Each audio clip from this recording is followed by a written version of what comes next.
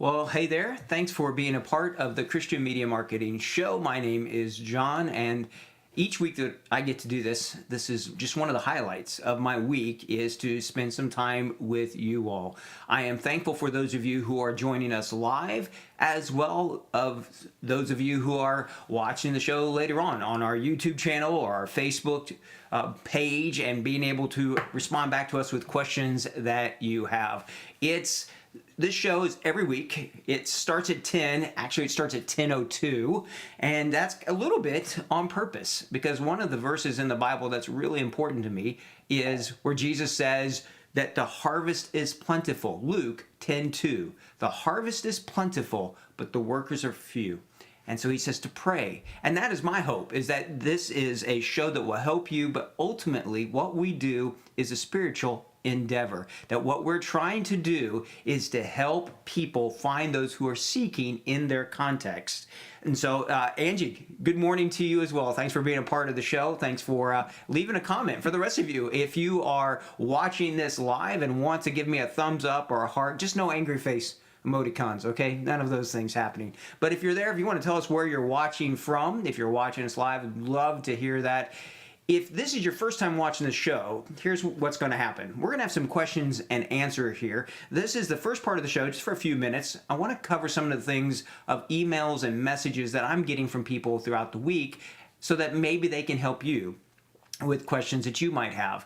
And then there's going to be a block of some training that we're going to do. And each week we're going to work through a specific aspect of social media marketing, looking at things such as Facebook, Google Ads, all sorts of different things of tools and resources to help you be able to find those seekers in your context. Now, this show is designed for small mission teams or churches, and so I'm not going to come and say, here, you need to spend $10,000 on this, or you need to do this, or something that is massive. I want to be able to give you ideas and tools that you can use. Now, we are a business's mission, Kavanaugh Media is, and we work with several partners. In fact, one of them is the sponsoring this show, GNPI, Good News Productions International. That is a great group of individuals putting out tremendous content out of Joplin, Missouri, reaching all around the world. There's many others that we get to be a part of what they are doing and to partner with them, and then partnering with so many mission teams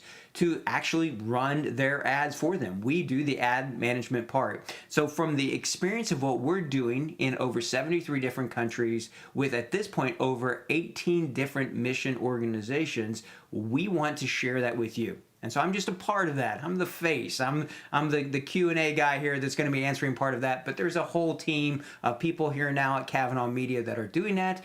And I'm hoping that our team's going to be growing soon. So if you know of people that are really good at social media marketing that might want to be a part of that, have them reach out to me. I'd love to do that. All right, let's get into the question and answer part of the show today.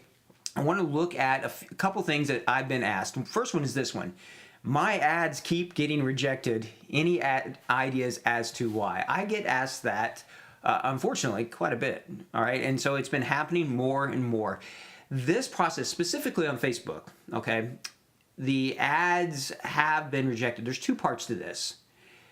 You may run your ad, and then after about 24 hours or so, it gets rejected, gets stopped. If that happens, that means that at first the ad got started, and then a human looked at it. Okay, and so there are terms of service and there are community standards that Facebook holds to their ads and what they're doing, people that are using their platform. I would really encourage you to read both of those, because more often than not, the problem is we're doing something that goes against those community standards or terms of service. And so if you get your ad going and then it gets stopped about 24 or so hours later, that means a human looked at it and said, I don't like this or that or whatever, okay? If you start it right away and you submit it and it doesn't get accepted, it's probably the algorithm. The algorithms and the automated responses to this have been at issue for quite a while, really since the pandemic hit. This has been a big challenge. And you've got people running a massive company like Facebook trying to comply with all the local laws all around the world. And well, it's been a struggle, honestly, for them. And so it's possible that there's something in your ad that's causing this algorithm to see that. One of the things that I'm noticing for this specific one here was this message. And it says, ads should not represent the Facebook brand in a way that makes it the most distinctive or prominent feature of the creative. All right, well, here's what's happening. The person who was doing this put the Facebook logo in their video that was a part of their ad. And they actually changed the color of the Facebook logo as well. Well, don't do that. And really, just don't put the Facebook logo or name in your videos or your pictures. That is a part of the terms of service. Those are some things that when you read those, you'll see we're not supposed to do that, okay? And so this was what showed up there, and so I just said, okay, cut that out, and then resubmit the ad. If you can't get the ad to be accepted, just delete it, okay? And if it gets denied at first, appeal it, okay? And always be nice, okay? Don't be sarcastic. Don't put any kind of hateful things of, I know you all hate Christians or whatever. Be nice. Okay, be nice, grace, and read the terms of service and those community standards. That's going to help you to be able to get an idea of what is going on. All right, so I'm going to go ahead and just add this question right here, and then I've got another one. Angie's asking, what social media has been the most beneficial or the least? All right, great question, Angie. Let's see if we can answer that one here to get going. Basically, it depends on where you are.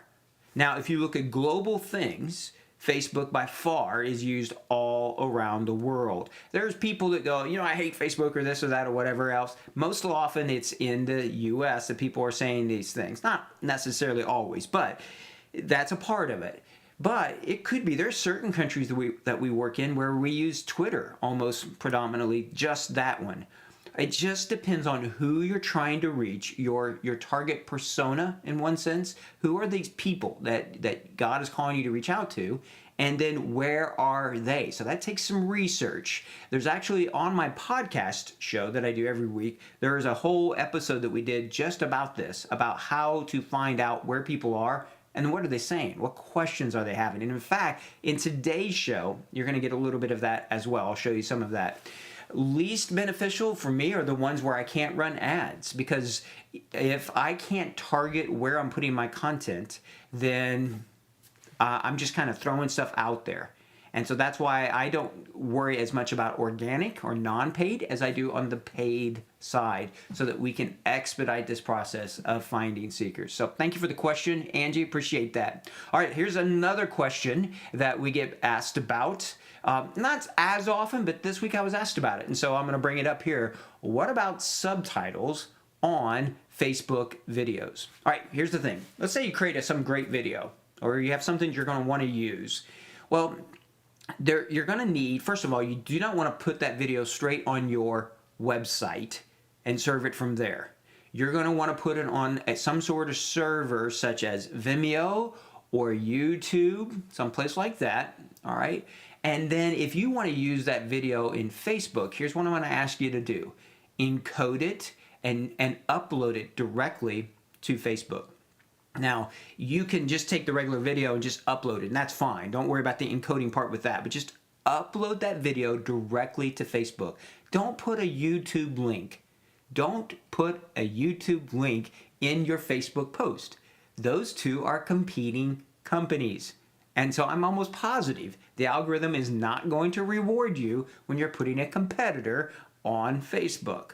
So you can use a YouTube video, that's great, okay? And you can use them on your website and on your landing pages. But if you're going to run a Facebook ad using video, and I really encourage you to use video, it's a great way. There's so many more people that are watching video out there now. Then it's important to put your subtitles on these videos, because over 90% of people watch or have the sound turned off on their devices. And most people are accessing Facebook by mobile phone, depending on what country you are working in. So this gives people an opportunity to see your video and to read the subtitles and see what's going on.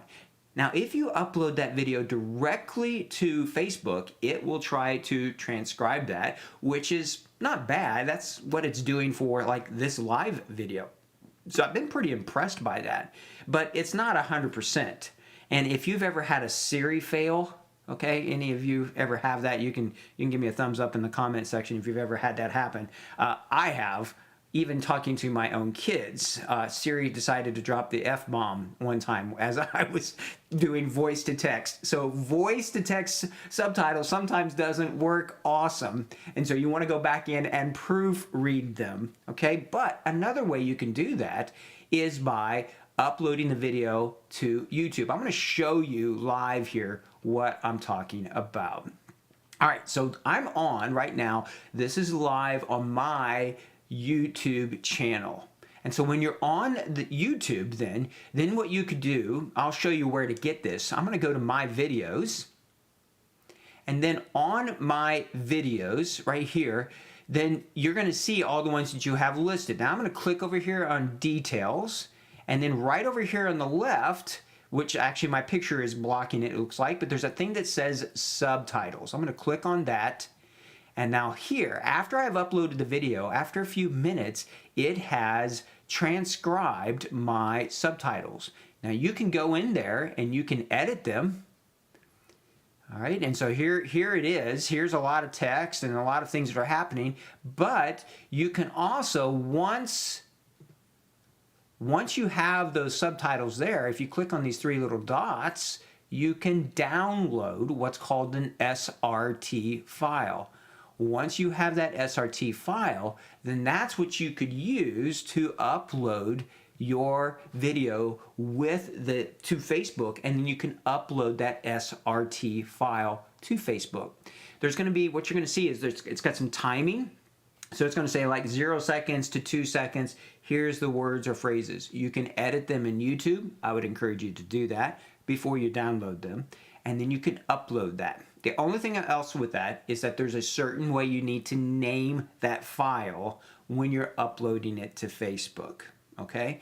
It's very, very easy. It makes total sense, but it is a free way for you to get subtitles that then you can edit and use on Facebook or anywhere else. And on YouTube, you can edit them there correctly. Now, it depends on what language you're using. So if you get into some really obscure language, this may not work, and so you'll have to look at other types of services. And there are some paid ones that are out there as well. Or you can just type them in and make your own subtitles right there with the video, which could be a great way to do that. All right, that is it for the questions that I wanted to try to get over today and to talk to you all about. We're going to jump into some video training, and then I'm going to actually show you one more example live of keywords. So we have been looking at Google Ads. I love Google Ads. I love the keyword planner. I use it even when I'm not running Google Ads.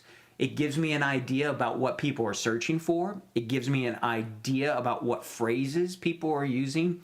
And these are the kind of things that you can use then in your own creatives, your own ads.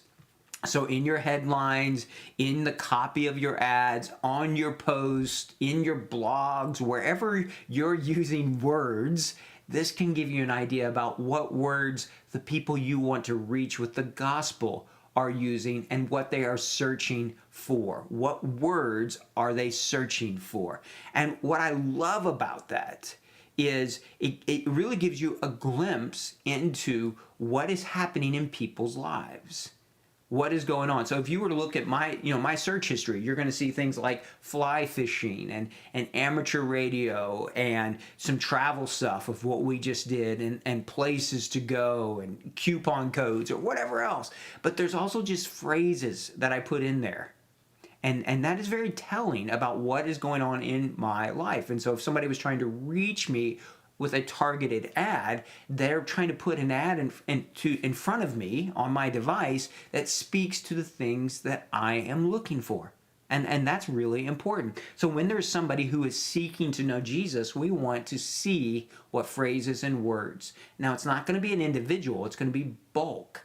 And so you're going to see how many people, just volume wise, are searching, and what phrases and other ideas of phrases. So we're going to jump right into this training. The video part here is just going to be about 6.5 minutes long, and then we're going to do another live training there. And so if there's a certain word or phrase you would love to see something on, put it in the chat, put it in the comments or whatever, and we'll see if we can do that as we are moving into it. Here we go.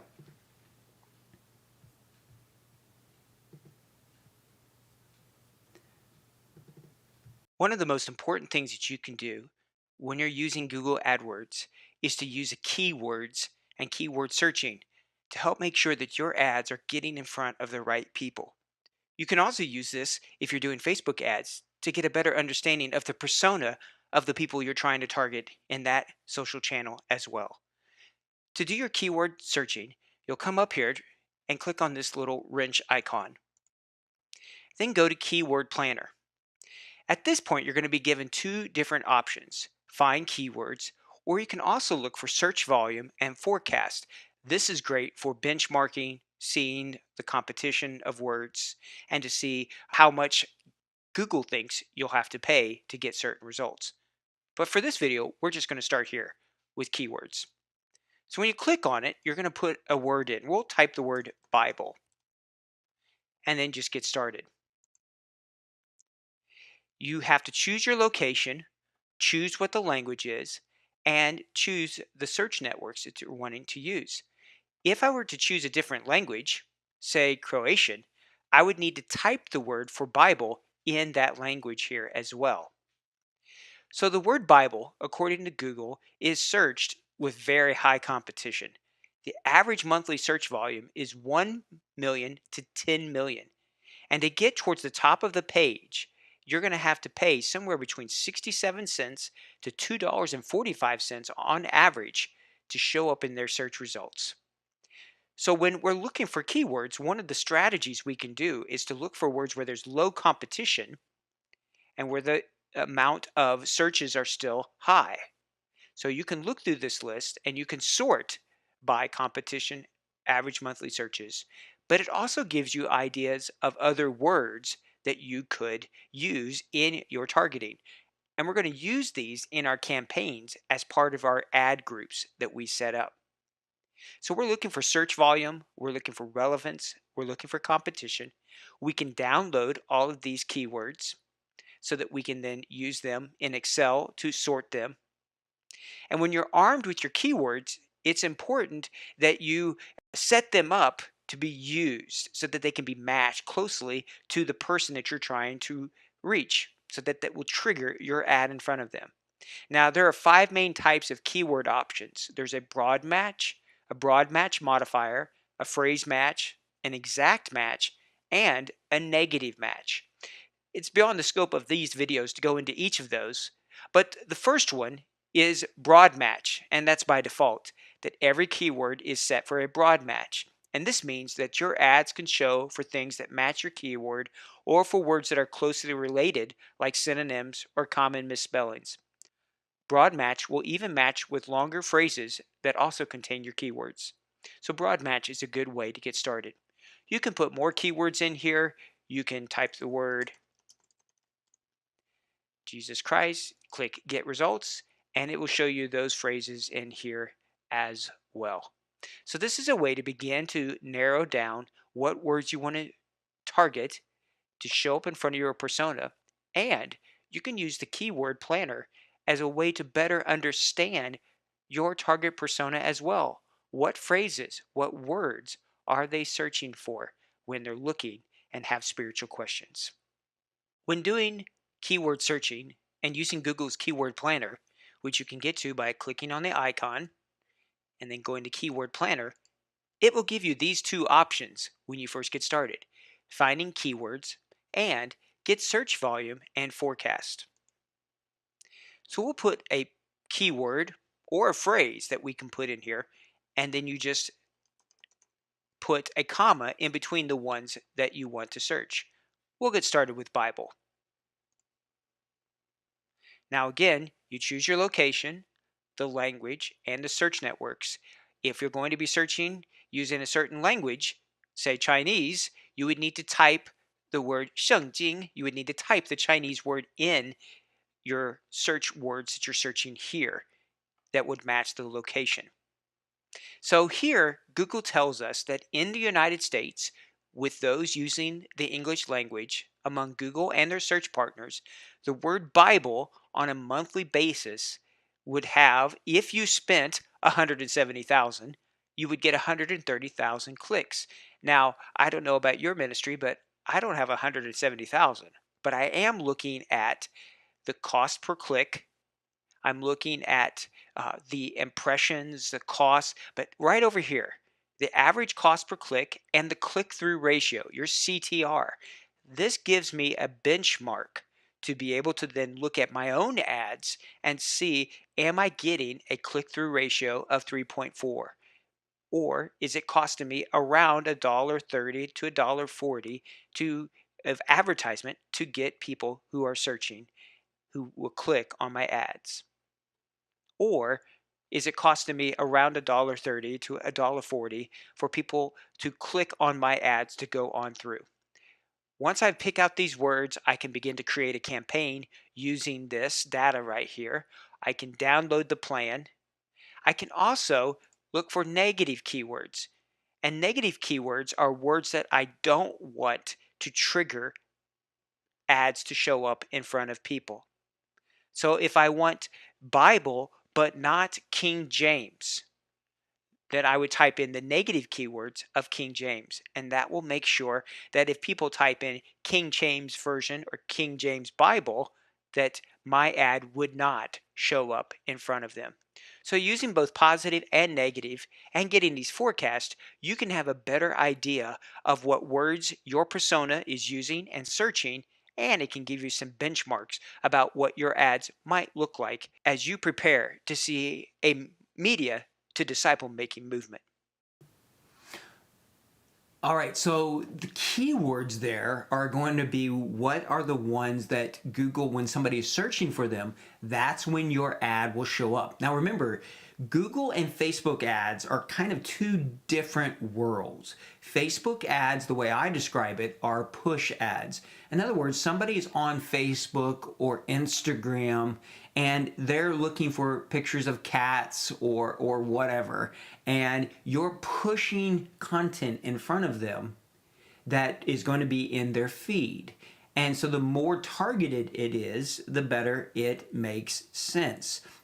Now, I'm pretty confident that Facebook can tell even by IP address. And so if my wife has been searching for things, it might show up. If my kids are searching for things, it might show up, which is a little scary to me because like I came in last night from softball practice with my church and my daughter is watching Say Yes to the Dress. That's scary for me. So if she's searching for those things or looking for those on there, it's possible they may show up even in my feed, some of those ads. But predominantly, my stuff's got fly fishing and things like that on there because there's ads then that are being pushed in front of me because they're relevant. That's where the interest targeting on Facebook is so important. Google is a pull. It is a pull strategy. And so people are already searching. They're showing their intent by these keywords that they're using in the Google search ads. And we're trying to pull them from the search engine result page, from that Google result page, to our website, to our church site, to whatever it might be, okay? And so they're two complementary but different strategies. But this keyword planner can help you just with your overall content and to get a better idea about what is happening. So I want to show you, hopefully this will work right here, I want to show you some examples of this. And if you have a certain phrase or something you want me to search for, put that in the comments here if you're watching live. All right, we're in Google here, and we're going to, I'm going to move this out of the way. I don't know if this is showing up on the screen or not. Nope, all right. So we're going to jump in here and we're going to look at, we are in Google Ads. We went under Tools and Setting. We're down here in Keyword Planner. All right, and here's what I want you to see as we go across here really fast.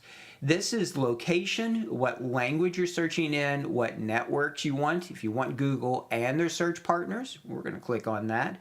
And this one right here, we're looking at the last 12 months as we're doing. All right, and so if I type in, as you already saw in the videos there, Bible, you could see what some of that shows up. But I want to give you some other examples. If I type here and I put, let's see here, this will do this, this. All right, we're going to put this word right here. This is that word in Chinese for Bible.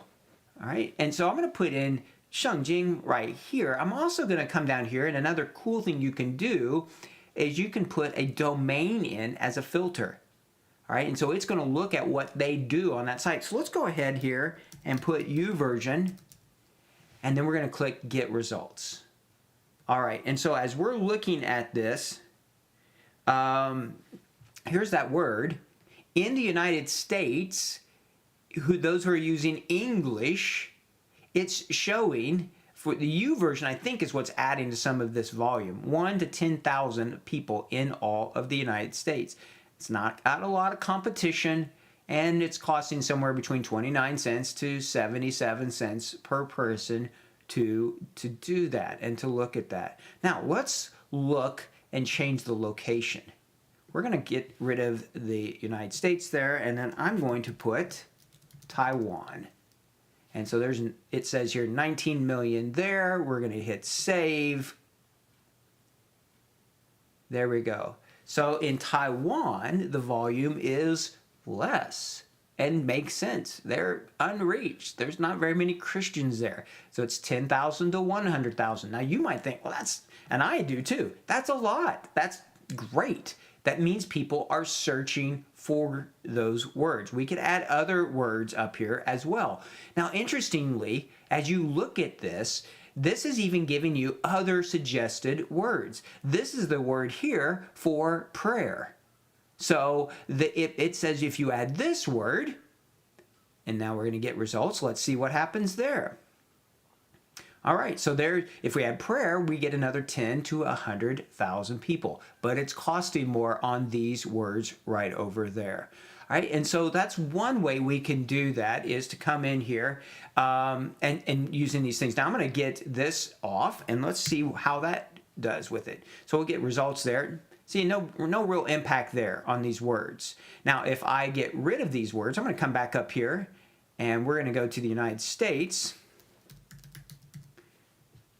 and target that. There we go. And then let's put in here the word Bible, and then get results.